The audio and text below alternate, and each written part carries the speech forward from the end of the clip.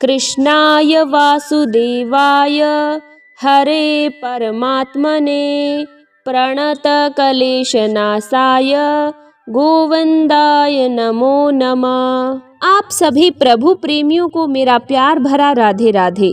आज की इस वीडियो में हम चर्चा करेंगे एकादशी आषाढ़ मास की कृष्ण पक्ष की एकादशी के विषय में, जिसे हम योगिनी एकादशी के नाम से जानते हैं। बहुत अद्भुत इस एकादशी व्रत का महत्व है।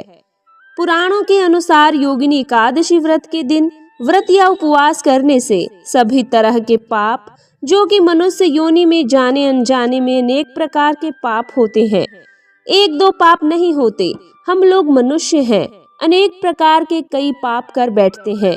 कई बार जानकर करते हैं और कई बार अनजाने में करते हैं, लेकिन दोबारा ना करने की शपथ लेकर अगर योगिनी एकादशी का व्रत किया जाए तो यह बहुत ही बड़ा फल है कि मनुष्य के सभी प्रकार के पाप इस व्रत को करने से समाप्त हो जाते हैं। एकादशी व्रत के पुण्य का प्रताप कई यज्ञों के बराबर फल देता है। योगिनी एकादशी व्रत पर भगवान विष्णु की या अपने इष्ट की, जैसे हम लोग अपने भगवान श्री कृष्ण की पूजा करते हैं, युगल सरकार की करते हैं, वैसे आप कोई भी राम भगवान सीताराम जी की पूजा करते हैं।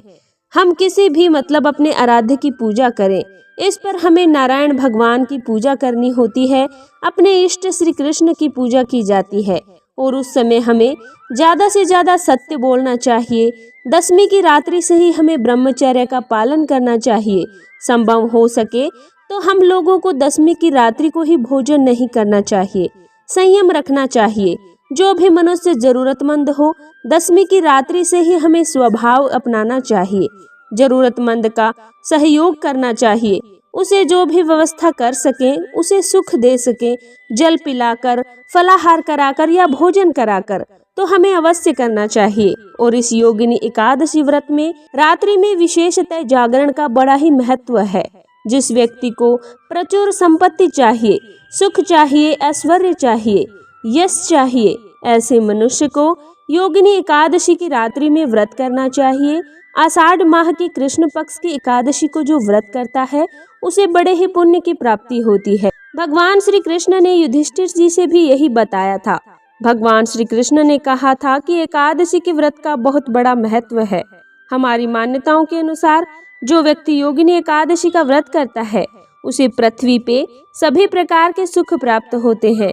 इस विशेष दिन पर जगत के पालनहार सर्वेश्वर श्री प्रियकांत जी की पूजा करनी चाहिए, उनकी याद करनी चाहिए, उनका भजन स्मरण हमको करना चाहिए। अब बात यह है कि जो एकादशी व्रत हम लोग करते हैं मन क्रम वचन से, तो हमारे इष्ट हमारे ऊपर बड़ी कृपा करते हैं, बड़ी दया करते हैं। तो आप सभी इच्छाओं को पूर्ण करने के लिए आप जो चाहते हैं उस दिन जागरण करके भगवान का भजन करें, और संभव हो सके तो तुलसी से भगवान का 4 पहर में अर्चन करें। फिर देखिए ये व्रत हमें क्या फल देता है। आप सभी के लिए एकादशी का व्रत मंगलमय हो, शुभ हो। और भगवान विष्णु से यही प्रार्थना करती हूँ कि आप सभी का कल्याण हो, आप सभी का व्रत सफल हो, भगवान आप पर अपनी कृपा बनाए रखे। राधे राधे।